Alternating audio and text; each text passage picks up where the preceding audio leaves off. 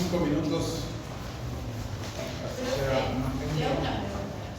No porque quieran que cambie la fecha oficial, pero está circulando un rumor de que el jueves que viene hay paro no docente, entonces directamente no habría la facultad. No sé si sabe algo de eso. Lo mismo que saben ustedes, el mismo rumor, la misma suposición. Yo creo que es algo que ocurra un viraje, un volantazo muy radical que cambie algo de lo de fondo. Yo creo que no va a haber clases. En caso de no haber clases, el parcial pasa para la semana siguiente. Porque me parece que por lo que tengo entendido va a haber una movilización como la vez anterior. Sí, Claro, sí. sí, como que la convocatoria está como... Sí, yo creo lo mismo. Digamos, como se viene planteando, yo entiendo que no va a haber clases, que ni siquiera va a haber la jornada directamente. Pero bueno, nada. No hay confirmación oficial. La idea, o sea, si hay clases, hacemos el parcial, si no hay clases, lo pasamos. No tenemos mucha alternativa con eso. No les digo ya de pasarlo porque si llega a haber clases, como que se va a dilatar mucho, se van a empezar a mezclar temas en el medio, nos vamos a atrasar y poder hacer más perjudicial para ustedes. A ver, en definitiva, empezar a estudiar ahora y que no sea esta semana y que sea la otra, no creo que les varíe mucho. Va a ser por ahí tomarse un rato de la próxima semana para repasar lo que ya estudiaron esta.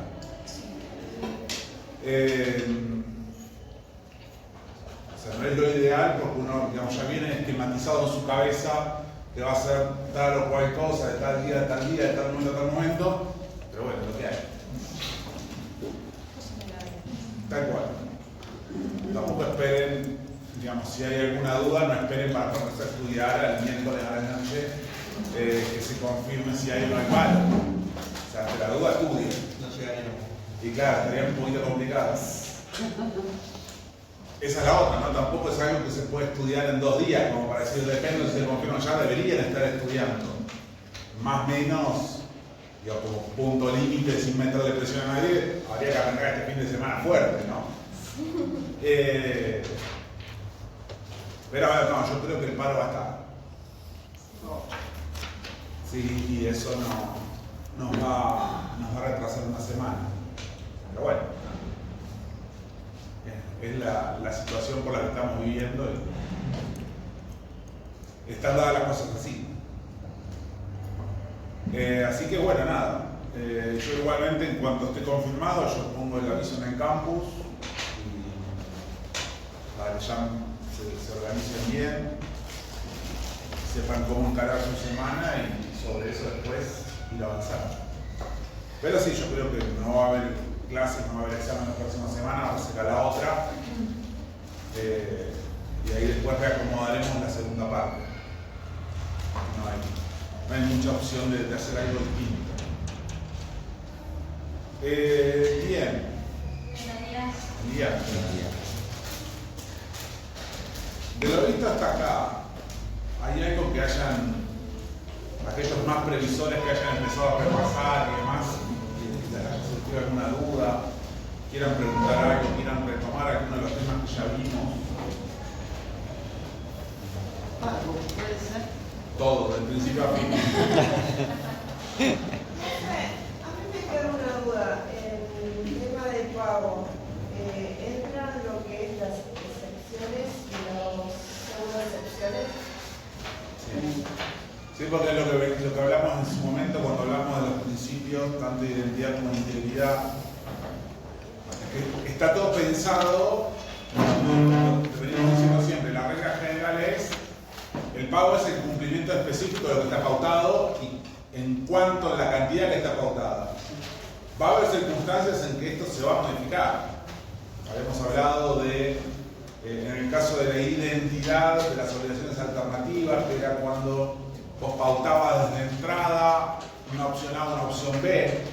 O sea, el deudor se libera cumpliendo con cualquiera de las dos. Habíamos hablado de la dación en pago que acepta el acreedor, digo, cuando permite reemplazar el objeto de la prestación. ¿Eso tiene que ser por escrito? ¿O arreglan, cobra y ya el cobro no. ya certifica el pago? A ver, todo eso tiene que, cuando hablamos de cobro, como todo cobro tiene que tener una prueba. Y la prueba de ese cobro es el recibo. Entonces, en ese recibo se instrumentará que en vez de recibir 10 caballos, se reciben 5 vacas por la misma prestación y se lo libera por el cumplimiento de esa manera. O sea, no es que se presupone que si yo acepté algo, estoy liberando. Porque yo puedo aceptar algo a cuenta de y quedar un saldo. Todo eso tiene que estar Todo siempre tiene que estar aclarado y sobre todo cuando no es lo que está pautado. Porque si vos me decís, me debes 100.000 pesos, te pagué 100.000 pesos, se entiende que estás cancelando esa obligación porque estás cumpliendo con lo que estaba pautado. Ahora, si vos me debes 100.000 pesos, pero me entregaste una moto, no sé hasta qué punto se sobreentiende que una cosa reemplaza a la otra. Sobre todo cuando hay modificaciones, lo que hay que hacer es eso, es dejarlo bien aclarado y establecido para que no se generen confusiones y después no se impute mal ese cumplimiento de otra obligación. ¿Sí? Un poco de eso es de lo que se trata. Vuelvo a lo mismo, si uno está cumpliendo lo que estaba originalmente pautado, podría hasta entenderse como un cumplimiento tácito, por más que no esté el recibo, pero debería coincidir. Si no coincide, la única solución es aclararlo y dejar constancia del por qué y el cómo.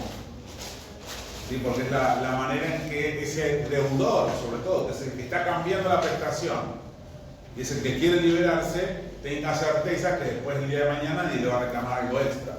¿Eso sería la aclaración de pago? Claro, ¿entendés?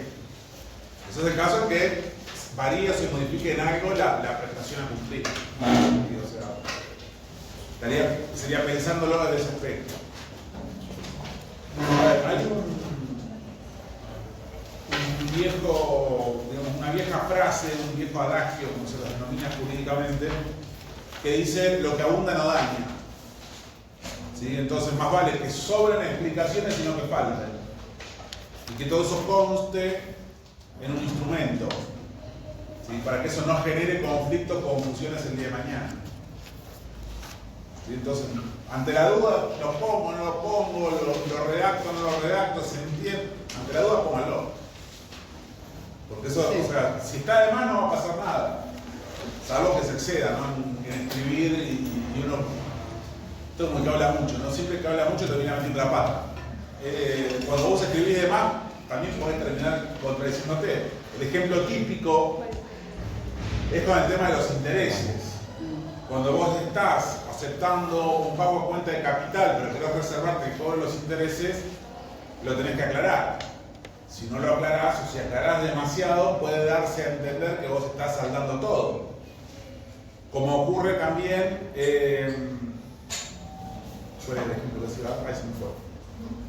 Pero tiene que ver con esto. Buen día. Buen día.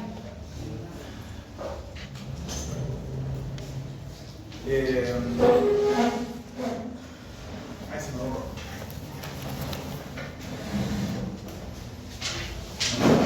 En el caso de la mora, si vos tenés un caso de mora automática y vos después interpelás, pues decís, bueno, no, abunda no daña, el profesor me dijo una vez que abunda no daña.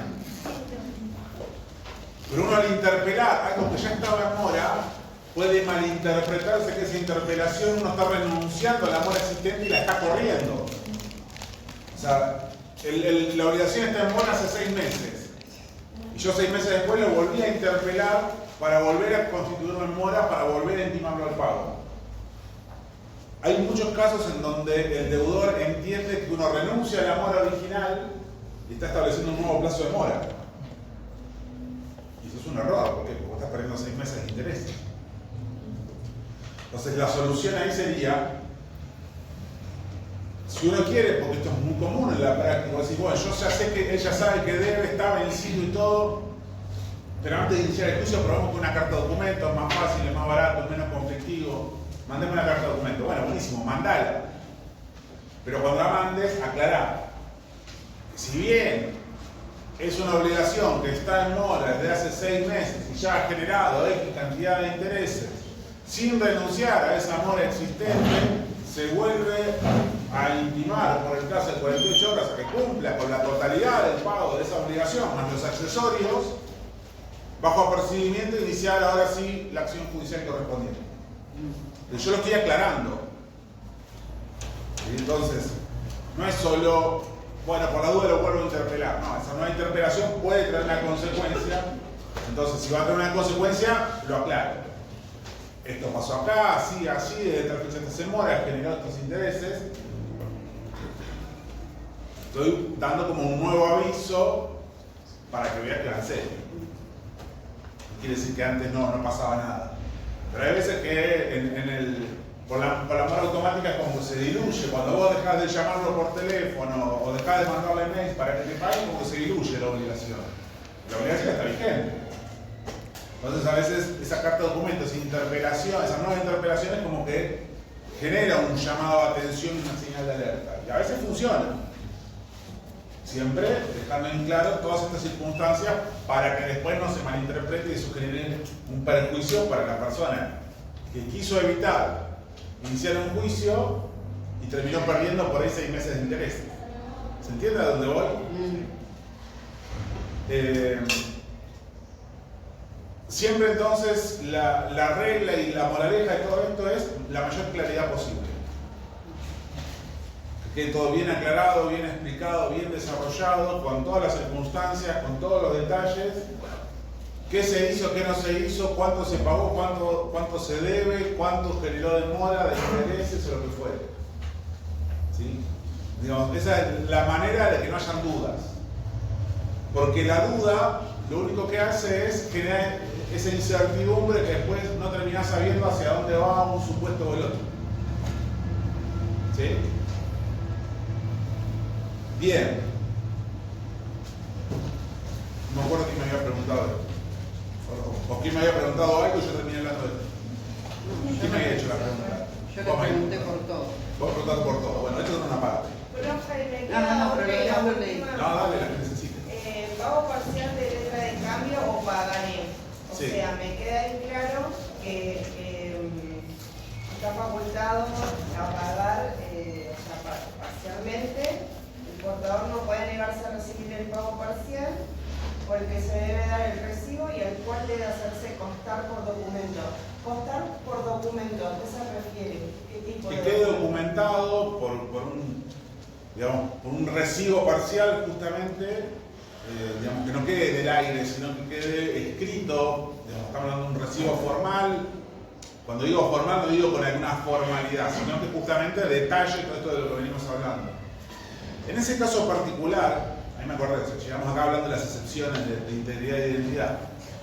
En ese caso parcial, en ese caso excepcional del pago parcial de la letra de cambio del pagaré, si bien es un supuesto que entiendo yo que viene de la posibilidad que da la ley de letra de cambio y pagaré, título de crédito, en la práctica, sacando por ahí en el pagaré, que los pagarés también como que han caído mucho en desuso, por el hecho de que hoy ya no existen los pagarés incausados, salvo para una relación comercial, la mayoría son pagarés de consumo, y al ser de consumo tienen que tener una causa, entonces pierden su naturaleza y se han estado de usar mucho. Hoy en día el único título de crédito que existe, y ya tampoco es en el mismo sentido que lo era antes, era cheque. ¿Sí? Porque el cheque el portador, ¿no? El cheque, digamos, que no está nominado y que además no está puesto no a la orden como para que no se puedan gozar. El cheque fue y ahora les voy a explicar por qué. Fue un instrumento que sirvió como instrumento de negociación y que era de fácil cobro. Porque vos tenías un cheque por vencer a 90 días, 120 días, y era fácilmente negociable. ¿Se sigue por 3 veces nada más que se puede negociar? No, vos podés empezar las veces que quieras. ¿Qué pasó? Desde hace un par de años ya se implementó lo que es el cheque electrónico. Y el cheque electrónico, una digamos, de los beneficios del cheque físico, del cheque papel, era de que vos lo usabas para negociar y lo usabas fuera del sistema, lo usabas en negro. Porque era un documento del cual vos lo recibías y lo pasabas. Y eso te servía para vos pagar tus obligaciones sin que quede constancia en ningún lado. ¿Cuándo quedaba constancia? Cuando el último de la cadena lo presentaba a cobrar. Porque quedaba registro en el sistema bancario que el fulano de tal había cobrado ese cheque. Hoy en día con los cheques electrónicos existe la misma posibilidad de recircular los títulos. Vos los podés endosar, los podés pasar y demás. Pero queda registro, digamos, deja una huella bancaria. Entonces es como que ha perdido un poco la facilidad del manejo. Porque muchos de los que lo recibían lo aceptaban como un pago en negro. Hola, bien. Claro, y eso lo blanquea todo. Y vos al pasarlo por el banco, Ya está. al quedar registro en el banco, eso es una alarma. Que trabaja en negro quiere evitar. No sé, vos sos transportista, sos distribuidor. Facturás la mitad de lo que vendés. Vos vendés, no sé, 3 millones de pesos y facturás 1 millón. Pero pasan 3 millones de pesos en cheque, va a llegar un momento que la FIP va a tirar la puerta abajo. Diciendo, che, ¿por qué estos cheques pasan de largo y vos sos el internet de estos cheques? Cosa que si vos hacías antes y lo pasabas en papel, nadie se enteraba. Vos agarrabas el chequecito, lo doblabas, lo ponías dentro de tu billetera, venía tu acreedor, se lo daba y pasaba de largo, nadie se enteraba. O sea, el único registro que había de ese cheque, porque ni siquiera del emisor, porque el emisor tenía su chequera del 1 al 1000, no había tanto, del 1 al 100, los hacía y los daba, o sea, tampoco es que quedaba registro de que había emitido un cheque. Esto recién entraba al sistema al momento de cobrarse. Bueno, hoy, desde que arranca la cadena, desde la emisión del cheque, ya queda un registro. Desde el emisor hasta toda la cadena de endosantes. Entonces, eso genera, le saca versatilidad a la operación electrónica o la operación comercial, digo, a través del cheque electrónico. Si no, la seguridad, el sistema digital, entonces nos evitamos de los fraudes con los cheques y las firmas. Mentira, o sea, esto es algo que implementó la FIP para que no se le escape nada. ¿Sí? Para que tenga registro de todos los movimientos que hay. Profe, y el cheque electrónico también tiene que volver 1 a 1 en el caso de que sea rechazado. Claro. No. Claro, porque vos aparte, Es como que yo tengo una chequera electrónica. ¿Sí? vos entras a tu banco y tu banco te da la posibilidad de emitir un cheque electrónico. No es una orden de pago, ni siquiera tiene forma de cheque. O sea, si quiero poner una orden de pago a favor de fulano. Entonces les todos los datos, nombre, apellido, número PUI o PUI y el número de cuenta. Y le va a llegar a la cuenta de esa persona. O sea, no es que te Ya emite llega un, el monto todo. ¿Sí? no es que te emite un comprobante y vos se lo das en la mano. No, eso va de cuenta a cuenta. O sea, todo dentro del sistema bancario. Claro, queda dentro de la cuenta nada más. Claro. Claro, O estás sea, pegado es todo más. dinero virtual. Claro. O sea, nunca se convierte en dinero físico más que en el momento que el último lo deposita en su cuenta de forma definitiva y lo puede extraer. Como una transferencia. Sí. Claro. Por la diferencia, cuando vos recibís el cheque electrónico tenés la opción de aceptarlo, de rechazarlo o de transferirlo, digamos, lo que es el endoso. Entonces, cuando lo endosás, queda un registro de que vos sos un endosante, que lo recibiste y lo pasaste. Entonces, va a haber alguien que va a decir, lo acepto y lo deposito para el cobro. Y ya me lo recibo un custodio, le dice el sistema bancario. Entonces vos ahí lo acreditás, digamos, lo aceptás, lo depositas en tu cuenta y las 48 horas te aparece reflejado en el saldo. Como antes, vos agarrabas el cheque en papel, lo depositabas en el banco, a las 48 horas te lo acreditabas en el saldo. Y lo mismo, si ese cheque viene sin fondos, esa orden de pago electrónica, te va a salir un aviso que te va a decir se rechazó por falta de fondos y ahí se genera todo el proceso inverso. ¿Por qué les explico todo esto? Digamos, yendo un poco a la pregunta de la compañera. La realidad es que los bancos no te dan la posibilidad del pago parcial del cheque. Si vos presentás un cheque al cobro y la cuenta originante no tiene fondos, te lo rechaza directamente. Claro, no No es que te dice el cheque es por 100 al día 30, te deposito 30, te doy un saldo por 70.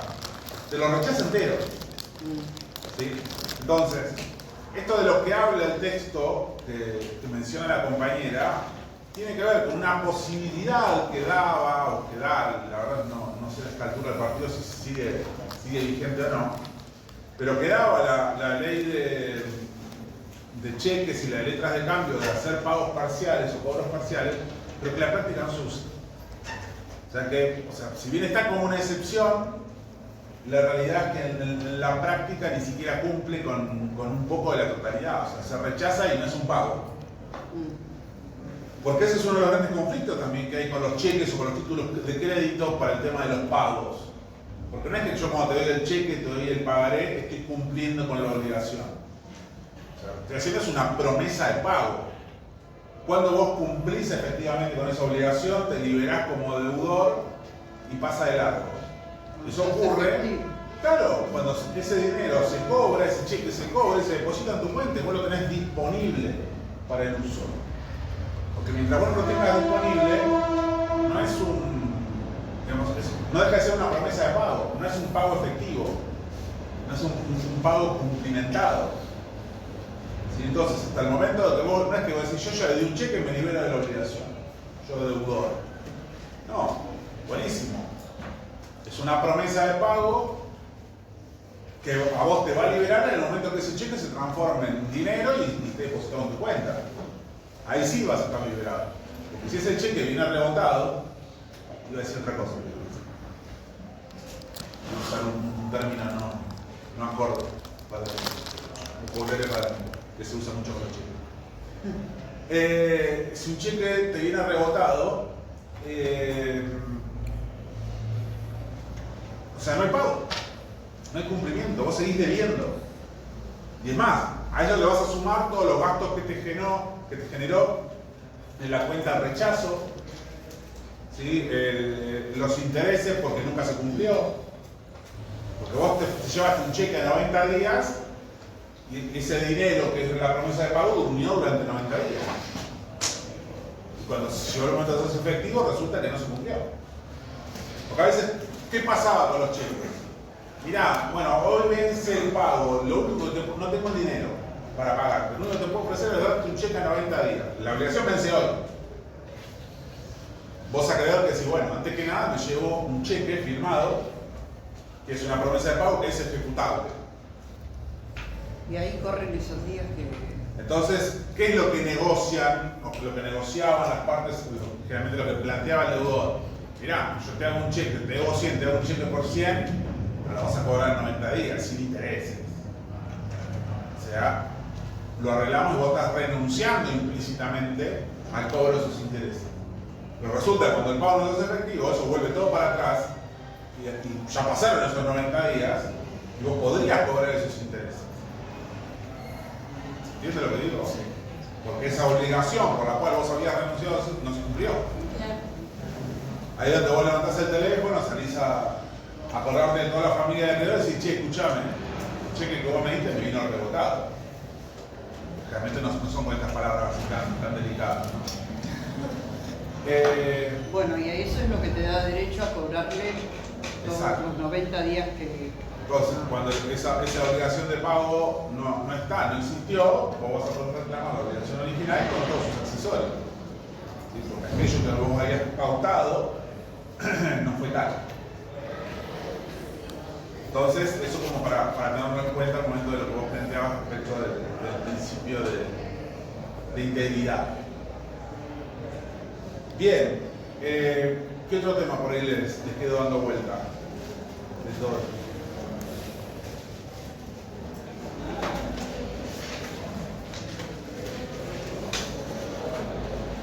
Fundamental el tema de los sujetos del pago. ¿Sí? Sí. Póngalo bien sobre la mesa, desglósenlo bien, desármenlo bien, cosa de poder entender hacia dónde va uno, hacia dónde va el otro, cómo funciona el tercero que va a pagar en el lugar del deudor, cómo funciona el tercero que representa al acreedor, cómo funcionan los terceros en la ejecución por terceros en las obligaciones. O sea, hay 3 momentos distintos de los que se menciona el tercero. Cada uno en un lugar diferente, en un rol diferente. Yo creo que ese es el principal desafío, no mezclárselos. Una vez que logren identificar cada uno, eso como que les va a resolver un poco el tema. Salud.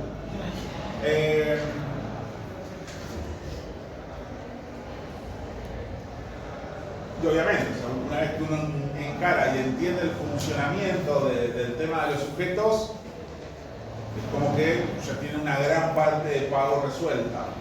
O sea, les diría que los sujetos es el 40, el 50% del pago en general. O sea, entender el funcionamiento de los sujetos, esto de la obligación que se genera con el tercero que paga, que le tengo que reclamar, qué derechos tiene ese tercero para reclamar, cuándo sí, cuándo no, cuándo es interesado, cuándo no es interesado.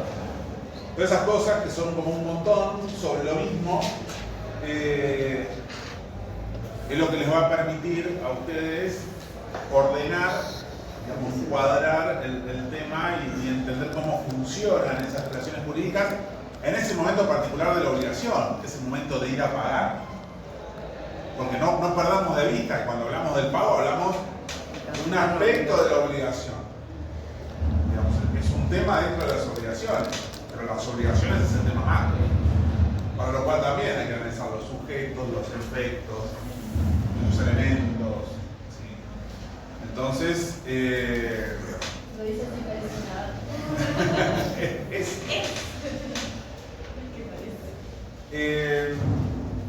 Pero a ver, una materia tan compleja como esta, digamos, el secreto es ese, ordenarse. Si ustedes no se ordenan y tiran toda la información junta, es como mezclar la entrada del plato principal y el postre en una sola fuente. O sea, no te gusta nada. O sea, van a mezclar el jamón, el queso con la salsa de los fideos y el dulce de leche del plan. O sea, es horrible. No sé, vale, para el provecho. Imagino que dije horrible. Entonces se trata de esto, ¿sí? De que ustedes puedan ordenar y segmentar, ¿sí?, cada uno de los subtemas sobre cada tema general, entenderlo, ordenarlo y poder presentarlo. ¿Sí? Porque, digamos, esa es la última parte. Una vez que ustedes entiendan el funcionamiento, bueno, ordenarse para poder explicarlo, desarrollarlo. Vuelvo a lo mismo, que les dije la primera o la segunda clase. Yo no necesito que me desarrollen de memoria cada uno de los conceptos. Sí que me puedan demostrar que entienden cómo funciona. Si yo no les voy a pedir artículos de memoria, definiciones de memoria, sí lo que les voy a pedir es que me lo expliquen. Explicar no es, pago es cuando Juan le entrega el dinero a Pedro. O sea, el ejemplo no es la respuesta. El ejemplo sirve para complementar el desarrollo del tema. ¿Sí? Entonces, nada, digamos, ustedes deberían pasar por todos estos momentos al punto de poder estudiar, ¿sí? de poder ordenar en sus cabezas toda esta información.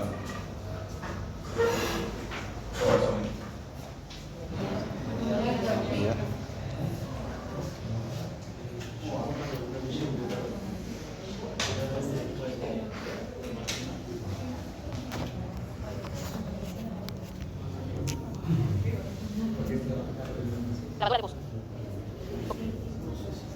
Detener, botón. Pausar grabación. Pausar grabación, botón. No me queda muy en claro el tercero que se... bueno, lo leo. Restitución al acreedor de lo pagado a un tercero. Sí. En caso de que un tercero reciba la prestación de mano del deudor, debe ajustar cuentas con el acreedor real. Ese tercero... El pago fácil. ok. Ahí está. No me entraba eso. Es cuando, o sea, vos tenés un acreedor o un deudor, pero ese deudor puede liberarse pagándole no directamente al acreedor, sino a un tercero. Entonces, vos le pagás a ese tercero, vos te liberás, porque estás pagando en un lugar habilitado. Ahora, ese acreedor solamente se va a ver satisfecho cuando ese tercero le reintegre el dinero. Porque si no es como que queda el círculo inconcluso. Yo creo que les conté acá el ejemplo del pago fácil que cerró y se llevó todo lo de la repoblación. Sí. Bueno, a ver, el deudor queda liberado.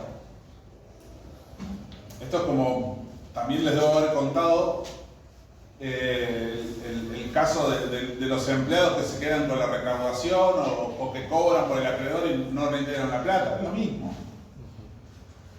Vos, acreedor, no podés decir, no, mi empleado me robó. Entonces vos todavía sos deudor. No, es un problema tuyo. O sea, vos elegiste tu empleado, vos elegiste a quién sentás en una caja a emitir un recibo. Yo le pagué a quien vos me indicaste, me dio su recibo, yo estoy liberado. Ahora, vos no estás satisfecho, es un problema tuyo, andá a reclamarle a quien vos designaste. Sea el empleado, sea el pago fácil, sea una entidad bancaria, sea una billetera virtual. Profe, en ese caso Ya está sería... liberado igual que el pago. Claro, el deudor se delibera, pero no se extingue el crédito porque el acreedor no se ve satisfecho, o igual se extinguió la obligación. Para el deudor, el crédito se extinguió. Ya está, La obligación, no sé, el deudor está liberado. Es solo el acreedor. El acreedor es el que no está satisfecho, claro. Profe, ¿y queda el tercero como deudor? Claro. Porque digamos la relación que tiene ese tercero con el acreedor no se cumplió como debería haberse cumplido.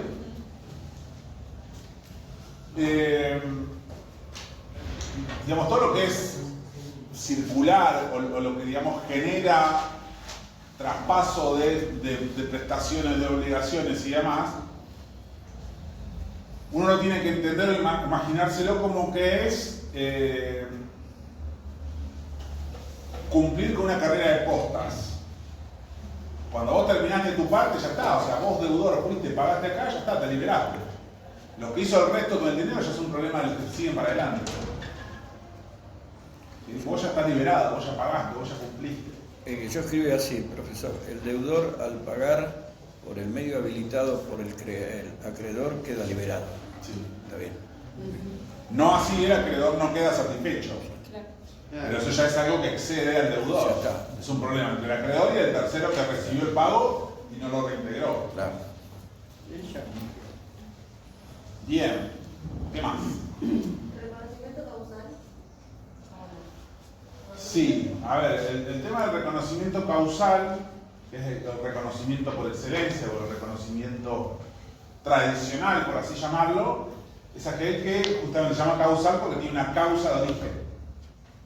Al tener una causa de origen significa que vos no podés agravar o modificar la obligación por la cual estás reconociendo.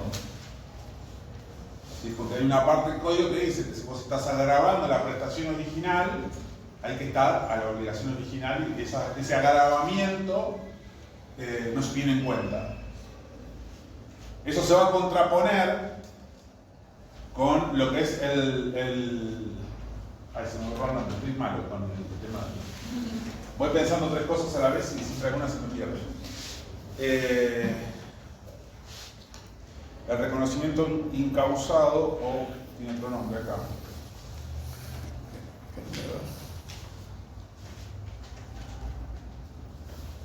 La promesa autónoma de deuda. Esa promesa autónoma de deuda, en realidad, me animaría a decir que hasta no es un reconocimiento, porque vos estás prometiendo una deuda, pero que no tiene una causa anterior. O sea, sería el equivalente a una obligación nueva. ¿Sí? Porque vos no estás haciendo referencia o estás reconociendo una obligación preexistente, sino que lo que estás haciendo es, me obligo a pagarte tanto. De acá para adelante, de cero. No estoy haciendo referencia a, no, estoy reconociendo acá que te debo de hace 6 meses. Sino que hoy, 19 de septiembre, me obligo a pagarte en 30 días tanto dinero. O sea, eso es una promesa autónoma, no tiene una causa previa. Cuando hablamos de reconocimiento causal, la causa es previa, es anterior. Es el caso de reconocimiento, digamos, tradicional. Bien. ¿Qué más? ¿Pero ya dijo la semana que viene el paro? No, lo estuvimos hablando hace un rato. Creemos que sí, que va a haber paro. En ese caso pasaríamos el examen después siguiente. 2 semanas después. Pero ya terminé de explicar lo que quedaba, pero... No, ahora tenemos que ver expedientes. ¿Entra Mora, profe? Las 30 Si bien Mora, está buena tu pregunta, porque Mora está metida ahí en el medio de pago, en el código. La realidad es que es un tema que vamos a trabajar mejor cuando veamos responsabilidad civil, después del parcial. Digamos, como un elemento de la antipublicidad, la Mora. Ahí retomamos esa parte. Digamos, si ustedes estudian lineal del código, se van a encontrar con eso ahí en el medio y como va a decir que esto va, no va. De hecho, algunos profesores lo dan ahora como para sacárselo encima, pero yo prefiero seguir el orden del programa y del libro para que no se mareen. Igual se marean. Me parece que se marean menos de esta manera. Porque si no, después cuando vayan al libro a leer Mora está dentro de la antipublicidad, van a decir, pero Mora ya lo vimos. Son formas. Nosotros vamos a bajar Mora para después. ¿Qué me habían preguntado? ¿Me habían preguntado algo? No.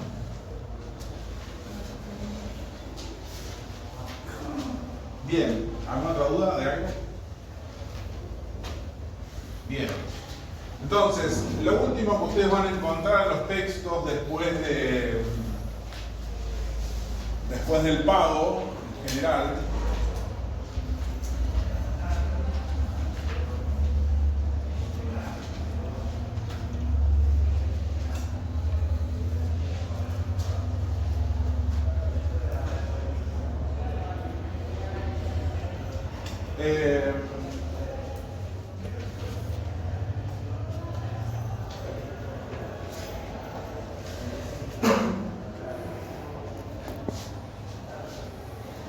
perdón, pero justo vi que me llegó un mail ahí donde tengo una audiencia que tengo ahora en un cuarto y me estoy dando vuelta a la cabeza. Me distraje, me desconcentró.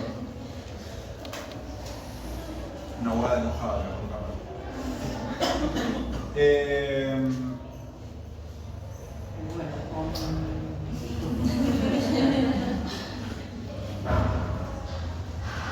Como les decía, después de todo lo que tiene que ver con el pago, se van a encontrar con un capítulo que habla de la ejecución específica y de las obligaciones en general, que retoma un poco la ejecución por terceros y la ejecución forzada. No lo voy a volver a repetir porque esto ya lo vimos cuando vimos efectos de las obligaciones. Esto que yo les hacía referencia de que una obligación de dar se puede ejecutar forzadamente, pero una obligación de hacer no, que la única forma de resolverlo es ejecutando a través de un tercero y pagando, así, digamos, y ejecutándole la diferencia que me sale a contratar a un segundo deudor, ejecutando esa diferencia del primer deudor. Sobre eso, digamos, es lo que vuelve el texto en este punto, como para redondear todo lo que es la ejecución, en qué casos sí, digamos, un poco lo que charlamos en aquella clase, y agrega el tema específico de astraintes. ¿Qué son los astraintes? Los astraintes son un mecanismo de presión por el cual el acreedor puede presionar al deudor a que cumpla con su obligación. Los astraintes es básicamente imponer multas. Pero no lo pone el juez. Sí. ¿En qué contexto vamos a imponer multas? Esas multas se van a imponer en el marco de un proceso judicial, a pedido de parte o de oficio. O sea, lo puede pedir el acreedor, pero también lo puede imponer el juez, digamos, de manera independiente. ¿Qué significa esto? Significa que ante una resolución judicial, y esto es importante, entender que siempre que hablemos de astraintes venimos de una resolución judicial. Las astraintes no las ponen las partes de común acuerdo, eso es una cláusula penal. Eso lo vamos a ver más al final de la cursada. Cumple la misma función, digamos, es una multa por incumplimiento, pero las astraintes las pone el juez, la cláusula penal las ponen las partes en un contrato. O sea que es una vez que tiene una resolución ya. Hay un juicio, hay intervención judicial, el juez manda a cumplir algo al deudor. El deudor no cumple. ante ese incumplimiento del deudor de una resolución judicial, tanto el juez de forma autónoma como el propio acreedor lo puede pedir, se fijan estas astreintes. Estas astreintes es como una especie de castigo por el incumplimiento, además de la deuda. O sea, ¿qué quiere decir esto? Supongamos que se debe 100 de deuda. Después dice tenés que pagar 100 en 10 días. No pagan. El ejemplo típico es la cuota alimentaria. Los juicios por cuota alimentaria, donde los jueces lo primero que hacen es fijan alimentos provisionales. Esto es, son alimentos que van a fijarse durante la tramitación del proceso. Suponen que vos estás pidiendo alimentos, es una cuestión urgente, entonces no esperemos a la sentencia para ver cuánto fijar de alimentos. Bueno, provisionalmente te fijo 50.000 pesos mensuales. Por ahí después la cuota va a ser de 100, no importa, pero provisionalmente, mientras dure el juicio, el deudor tiene que pagar 50.000 pesos mensuales desde el primer mes. Lo notifican de esa resolución judicial, no paga. Se vence un mes, se vencen 2 meses. Ante esa resistencia del deudor, el juez puede imponer astreintes, puede imponer una sanción, una multa. ¿Para qué? Vos con la multa lo que estás haciendo es presionar para que la persona cumpla voluntariamente. ¿Por qué? Porque si no cumplís, no solo vas a tener que pagar los 50.000 de la cuota, sino que además vas a tener que pagar 10.000 de astreintes. ¿Y el acreedor se presenta para pedirle al juez que lo cobre? Podría ser. Lo puede hacer el juez de oficio, pero también lo puede pedir el acreedor. Siempre van a ser en beneficio del acreedor. O sea, tanto el juez cuando lo pone en el oficio como el acreedor cuando lo pide. ¿Y va a cuenta de la deuda? ¿Cómo? ¿Va a cuenta de la deuda? No, se suma. O sea, vos en vez de deber 50 vas a deber 50 más 10. O sea que en vez de la cuota de ser 50 vas a ser 60. Generalmente son progresivos. Si a un mes son 10, al otro mes son 20, al otro mes son 30. ¿Pero queda eso? O sea, la No. ¿Lleva el acreedor? Sí, es todo a favor del acreedor. Sí. Siempre es ante la resistencia del deudor, No, siempre vos tenés una obligación impuesta, una resolución judicial que dice el deudor tiene que cumplir esto, que lo pague. Si no lo paga, ahí vienen los astreintes, digamos como castigo. Pero siempre no es que viene la resolución con astreintes ya por las dudas. Algunos por ahí te dicen, si no cumple con esto, se podrán imponer astreintes de tal forma como para avisarte. No te lo aplico ahora si cumplís. Si no cumplís, vienen atrás. Pero digamos, siempre es después del incumplimiento. ¿De dónde salió esa palabra, astreintes? Astreintes tiene un antecedente francés, del derecho francés. No me acuerdo específicamente qué significaba, pero tiene que ver con esto, ¿no? Con el cumplimiento específico, con la presión específica hacia el deudor. Creo que lo explica el libro, en algún lado. Sí. Y en este caso, si hay insuficiencia de bienes del deudor, ¿se puede realizar eso? Como poder se puede. ¿Pero qué pasaría en ese caso? Si no, va a sumar deuda, lo va a cargar sobre su espalda y se la va a llevar durante toda su vida. Como pasa en muchos casos. Digamos, lamentablemente nadie va preso por deber, digamos, por no cumplir una obligación, salvo que ese incumplimiento conlleve un delito penal, una estafa, por ejemplo. Pero digamos, el deudor, vos podés ejecutarlo a la medida que tenga patrimonio. Si no tiene patrimonio no lo puedes ejecutar. Entonces tenés un derecho reconocido, tenés una sentencia que es ejecutable, tenés una multa por incumplimiento de la sentencia, todo se suma. Pero cuando llegas al momento de cobrar, de ver de dónde ejecutás, no hay nada, la bolsa está vacía. Eso llega a prescripción igual. Sí. Vos con el tema de las deudas, vos lo que podés, cuando no tiene bienes, lo único que puedes hacer es inhibir a la persona. Esa inhibición se renueva cada 5 años. Si vos no la renovaste, caduca y sigue adelante. Si no, a mí me ha pasado muchas veces que los clientes me dicen, y esto también tiene que ver un poco con cómo uno encara, ¿no?, la práctica profesional. Porque más allá de vos tenés derecho a la justicia te va a fallar a favor, que es verdad, después también está el tema de, buenísimo, vamos a hacer el juicio, lo vamos a ganar. Está mal garantizar un resultado, Pero vos sabés que tenés grandes chances de ganarlo por el tipo de juicio, por lo que fuere. Pero hay una pregunta que es inevitable antes de iniciar cualquier juicio, es ¿a quién le vamos a cobrar y de dónde? ¿Por qué? Porque si vos sabés que es una persona que viene viviendo en la informalidad, no digo la indigencia, porque el que está en la indigencia pues no tiene, digo la informalidad, el tipo que se dedica a hacer negocios en negro, que no tiene nada a su nombre, que te alquila una casa en un country a nombre de otra persona, que no maneja todo en efectivo, que los negocios que hace son todos en negro. Así, ¿dónde le voy a cobrar? Si no hay nada de todo lo que existe está en nombre de un embargo domiciliario. Si no, porque vive en un country en Nordelta, donde el alquiler no está en nombre de él, pero tiene todo amoblado, todo dar, TV de 300 pulgadas, proyectores, equipos de audio que valen una fortuna. Bueno, pedir un embargo domiciliario, probablemente lo primero que te pidan para poder ingresar es quién es el titular de ese bien, de ese contrato, y no va a tener nada que ver con esa persona. Es muy complejo.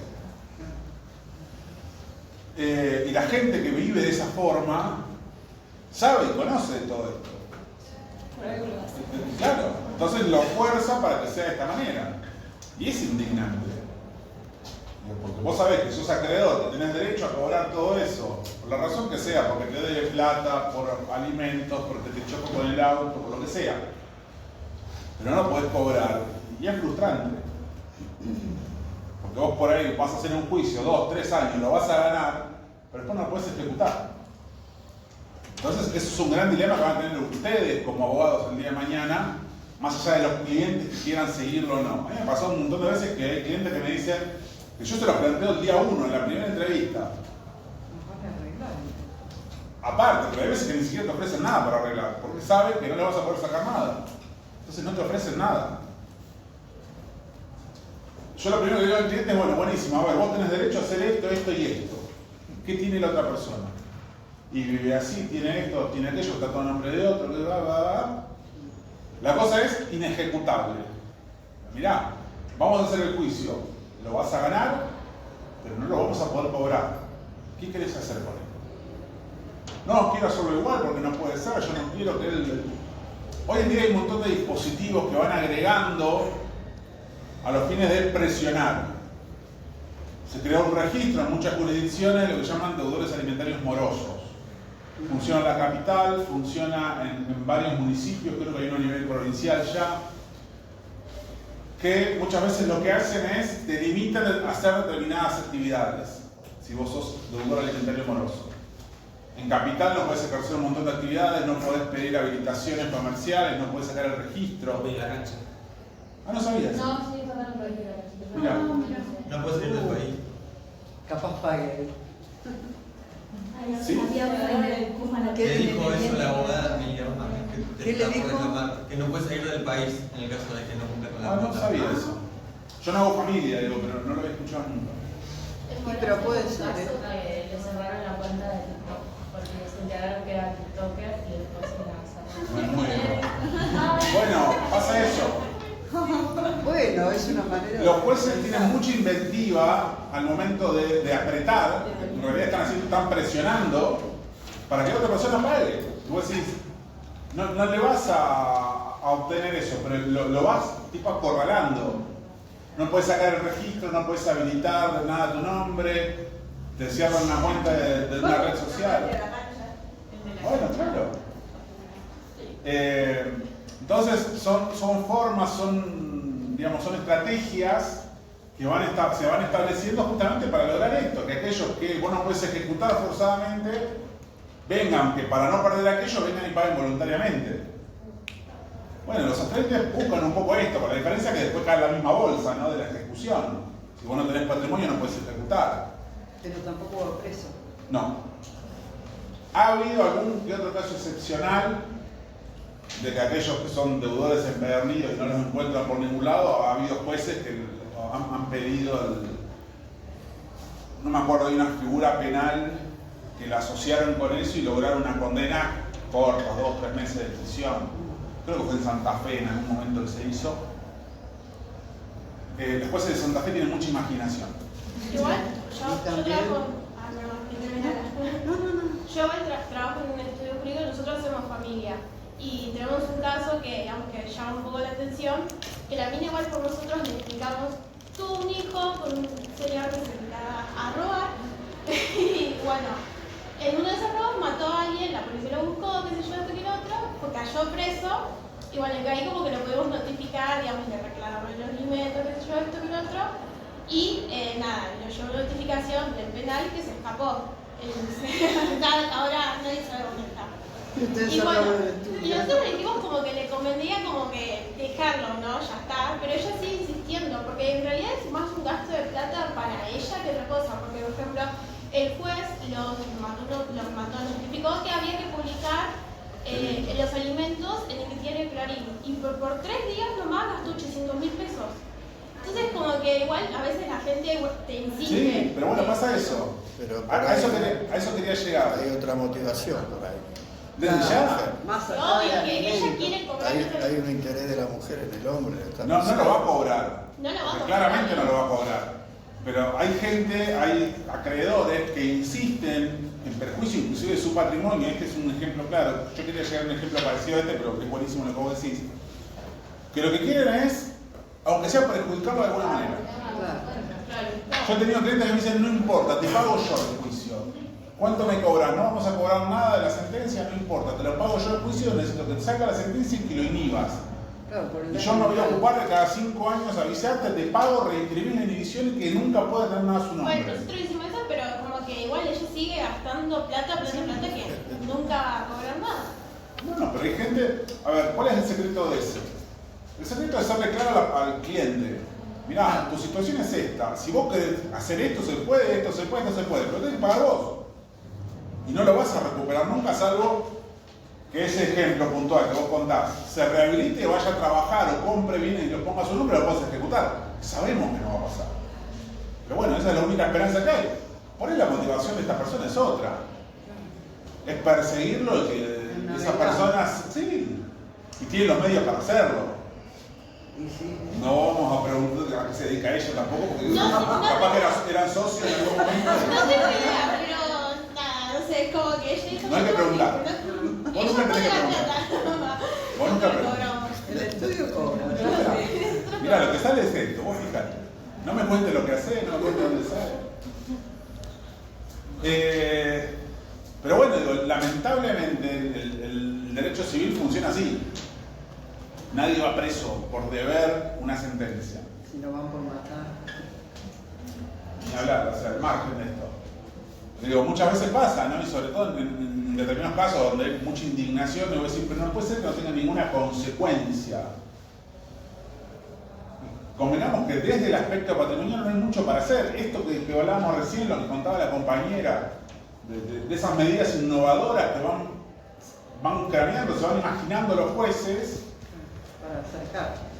Para meter presión, para ir a ver, ¿qué hace o qué impide que esa persona, que es TikToker o que sea Instagramer o lo que fuere, abra otra cuenta con un nombre falso? Y vos sabés que la gente después la empezás a reunir de vuelta y la gente te reconoce y vuelve y llega hasta que alguien se dé cuenta, le avise a la persona, vuelve a poner una medida judicial, se la vuelve a cerrar para abrir otra. Y bueno, nada, es cuestión de joderle la vida básicamente y de perseguirlo. Después cada uno decidirá si quiere invertir su tiempo y su dinero en eso. O sea, las herramientas están. Después que cada uno las quiere utilizar ya es un tema de cada uno. Pero bueno, el tema de los astraintes es una herramienta muy útil, más allá de lo pesimista, ¿no? del comentario.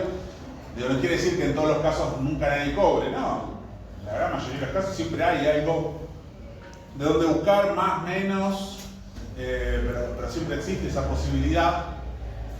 Y como tal, es necesario poder identificar, primero, cuál es la deuda. Segundo, cuál es el reclamo, cuál es el caudal económico del alimentante, porque eso también es importante determinarlo. Y es totalmente discrecional del juez. O sea, el juez va a elegir según considere, según él crea que sea necesario. Porque digo, si vos agarrás a un gerente de una multinacional que cobra 4 millones de pesos por mes y le impones una multa de 1.000 pesos diarios, tomá, te dice, acá tenés 365.000 pesos, te pago un año adelantado, no me molestes por un año. O sea, para que esto funcione, sirva como elemento de presión, tiene que ejercer presión, para lo cual tiene que tener proporcionalidad con el caudal económico del alimentante. O sea que vos no le vas a imponer lo mismo de las 30 a un gerente de una multinacional que a un obrero de una fábrica de plástico que trabaja 12 horas por día. Que por ahí al obrero no sé, le pones una multa de 10.000 pesos y le complicás el mes, y al gerente lo único que haces se pide una botella menos de champán en una cena. O sea, no le importa. Lo evalúa el juez, que Lo evalúa el juez. alguna prueba, alguien lo tiene que Vos como acreedor, como requirente, lo que tenés que hacer es manifestar cuál es la actividad y el caudal económico que tiene esa persona. Con informes, con recibo de sueldo, con impactos bancarios, con lo que sea. O sea, la prueba, en este caso particular, pensando en el derecho de familia, es amplia. O sea, vos podés imponer un montón de cosas. Mirá, tiene un barco, una lancha, un yate, un avión privado. O sea, tiene un caudal económico importante. Entonces, para ejercer la presión, con 1.000 pesos por día no haces nada. Profe, y la proporcionalidad la fija el juez, y el tiempo también. También.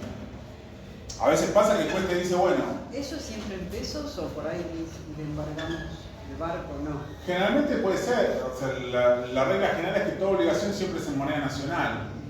Hoy se está flexibilizando mucho el tema de las obligaciones en moneda extranjera. O sea, se está viendo mucho que se está empezando a implementar porque las leyes van flexibilizando, sobre todo después de la sanción de la ley bases, donde ya no está todo limitado a que solamente sean pesos. Vos me decís, hace 5 o 6 años atrás te decía no había forma de fijarlo en dólares. Yo te digo, ¿y es probable? Porque se va flexibilizando esto de qué se permite en los negocios jurídicos. Entonces por ahí después te dice, bueno, te fijo a 30 en forma indeterminada de 100.000 pesos por mes. Pero resulta que al segundo mes se presenta, o sea, es sin vencimiento. Por ahí te dice 6 meses, por ahí te dice un año, por ahí te dice indeterminado. Supongamos que había dicho indeterminado y vos haces hasta que pague. Y al segundo mes se presenta la persona, el deudor, y dice, mirá, no estaba pagando porque me quedé sin trabajo, por la razón que fuera, porque me mudé, porque no tengo alquiler, porque me bajaron el sueldo a la mitad, no sé. Convence al juez, porque en definitiva vos lo que tenés que hacer es eso. O sea, demostrarle al juez por qué no pagabas, y ese juez puede lograr acortar la medida, la puede reducir, inclusive la puede eliminar. Obviamente que vos, como contraprestación, que tenés que hacer cumplir. Si el juez ve que hay cumplimiento, puede directamente eliminar la medida. Te dice, paga la deuda y esto no queda. Listo, si vos empezás a pagar, yo no te cobro más a 30, yo te cobro más multa.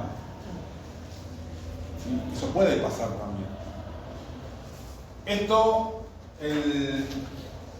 específicamente el código, no... El Código Civil antes de la reforma del 2015 no decía nada. Esto era una medida que establecía el Código Procesal. Pero ahora desde la reforma del 2015, se incorporó al Código Civil y Comercial el artículo 804 que habla de esto, que habla de sanciones combinatorias. Una sanción combinatoria, 804. Una sanción combinatoria es una sanción que lo que busca hacer es ejecutar. Dice, los jueces pueden, fíjense que arranca diciendo pueden, no deben, pueden, o sea, es facultativo de los jueces, pueden imponer en beneficio del titular del derecho, o sea, en beneficio del acreedor, condenaciones combinatorias de carácter pecuniario, o sea, de carácter económico, a quienes no cumplen deberes jurídicos impuestos en una resolución judicial. Resolución judicial como fuente, como origen. No es algo que parte de las partes, no. Se tiene que haber una resolución judicial que mande a cumplir algo. Las condenas se deben graduar en proporción al caudal económico de quien debe satisfacerlas. Esto yo les decía antes. y pueden ser dejadas sin efecto o ser reajustadas si aquel desiste de su resistencia y justifica total o parcialmente su proceder. La observancia de los mandatos judiciales impartidos a las autoridades públicas se rige por las normas propias del derecho administrativo y eso tiene un trasfondo político, que son los agentes que se fijaban el Estado por el incumplimiento. O sea, el Estado es un gran incumplidor de sentencias. Si uno analiza el comportamiento del Estado, y el ejemplo típico de esto son los reajustes de las jubilaciones, los juicios que pierde el Estado y debe pagarle a los jubilados, no los cumplen.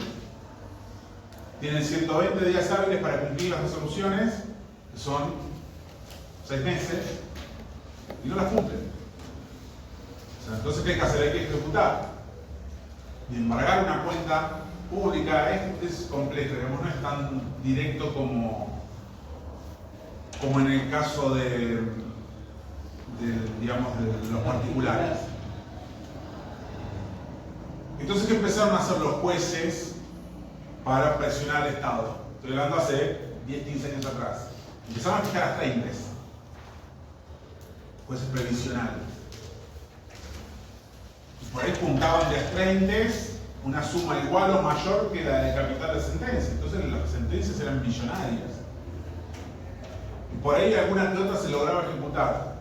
Y llegó un momento cuando se reforma el código, se agrega este último párrafo, que dice: la observancia de los mandatos judiciales impartidos a las autoridades públicas se rige por las normas del derecho administrativo. O sea, corre a las obligaciones del Estado del derecho civil. Después, cuando veamos responsabilidad, vamos a ver que esto también aparece en la responsabilidad civil. ¿Por qué? Porque esto fue una movida grande, una movida política grande, cuando se reformó el Código en 2015, para empezar a sacar la responsabilidad del Estado. O sea, el Estado, ustedes piensen que el Estado maneja escuelas, maneja hospitales, maneja todo lo que es educación, seguridad. O sea, que eso genera daños todo el tiempo. O sea, de las malas praxis médicas, los daños a los chicos en las escuelas, los accidentes de la policía, de las fuerzas de seguridad en general. ¿Qué medidas cautelares uno aplica contra el Estado? Y las medidas cautelares son las mismas, el tema es cómo proceden, cuál es el alcance. Porque embargar, no puedes embargar algo que es de todo. Una cuenta pública puedes embargar. Digamos, pero lo que va haciendo el código es tratar de ir limitando estas posibilidades. ¿Para qué? Para que no lo reclames al Estado. O sea, el Estado, digamos, de la función, desde el Poder Ejecutivo,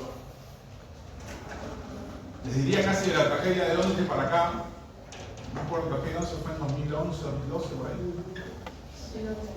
De ahí para acá, el Estado empezó todo un plan para empezar a sacarse responsabilidad judicial por una canilla gigante de salida de dinero pagando daños que deberían, decían ellos, ser solventados por los particulares, las empresas concesionarias, los seguros. Entonces el Estado no quería hacer nada de pagar. Empezaron a aparecer, y en 2015, digamos, esto fue la oportunidad ideal para meter todo esto dentro del Código Civil. De hecho, se intentó sacar la responsabilidad de los establecimientos educativos públicos. Todo esto sobre el derecho administrativo. El derecho administrativo es mucho más directo y mucho más simple en cuanto a la atribución de responsabilidad. Sí, si tenés el deber de responder, listo, perfecto. Pero no tienen el análisis de la cuantificación de daño que tiene el derecho civil.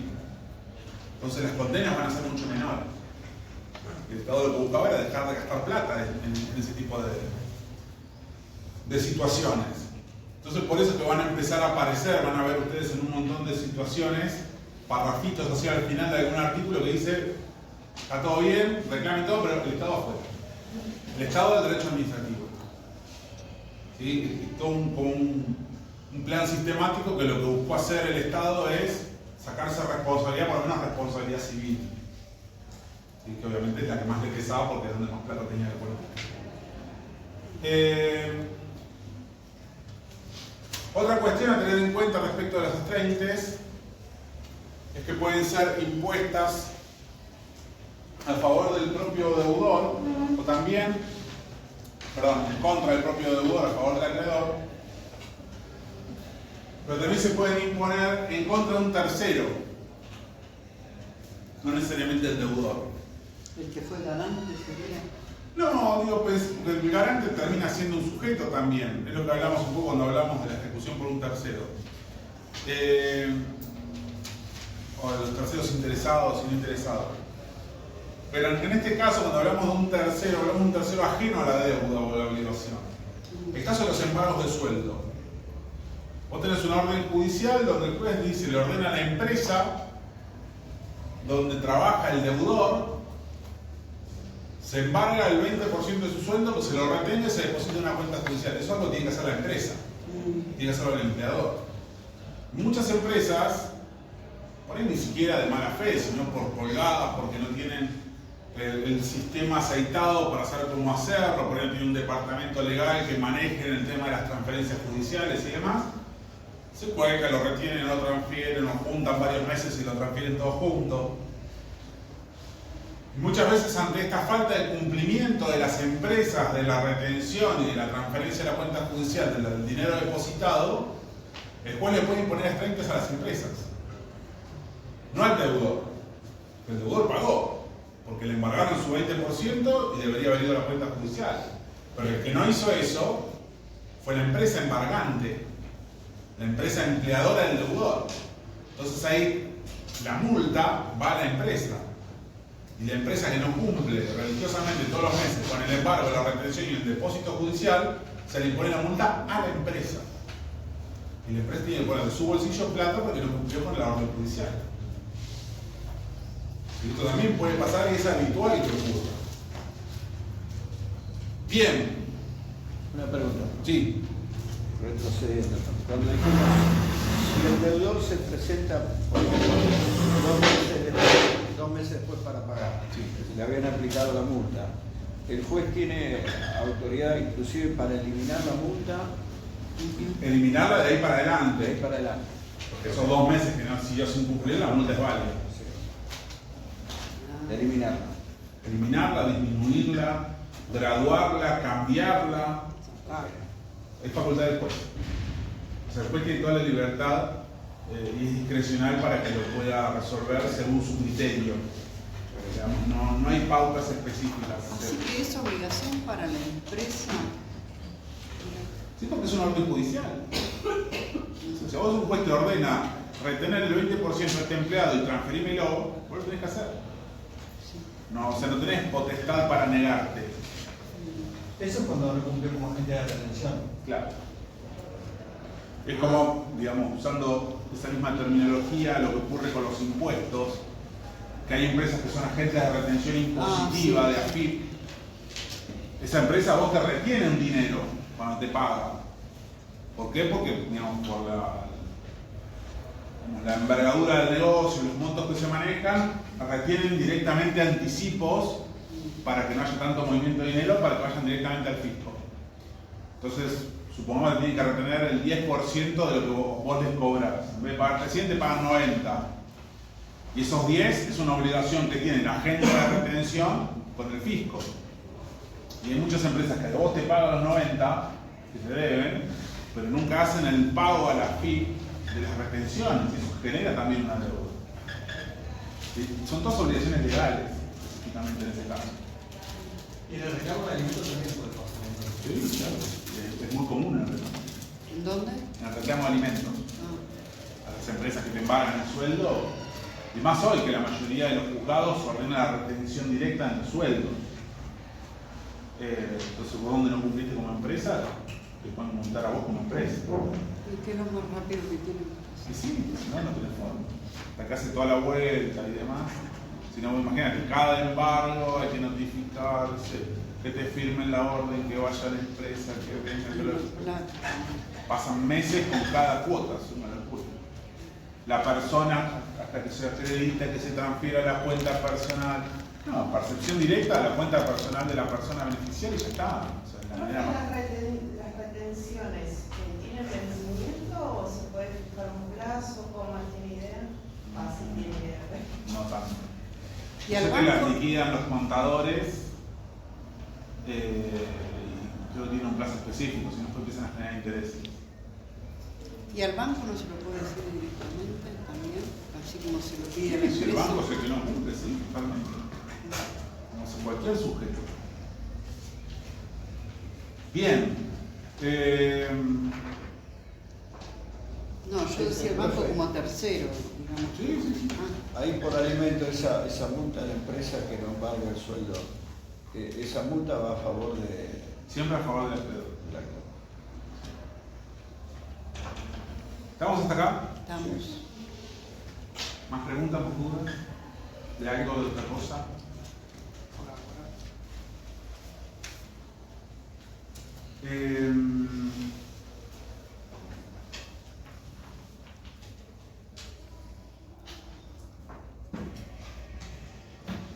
No tiene mucho sentido avanzar con responsabilidad hasta el final.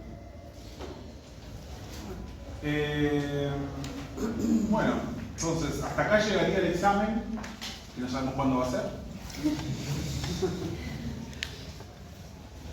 Esperamos que avise usted por campus. Si yo no aviso nada, es porque No venimos. venimos. Si yo no aviso nada, venimos el jueves que viene.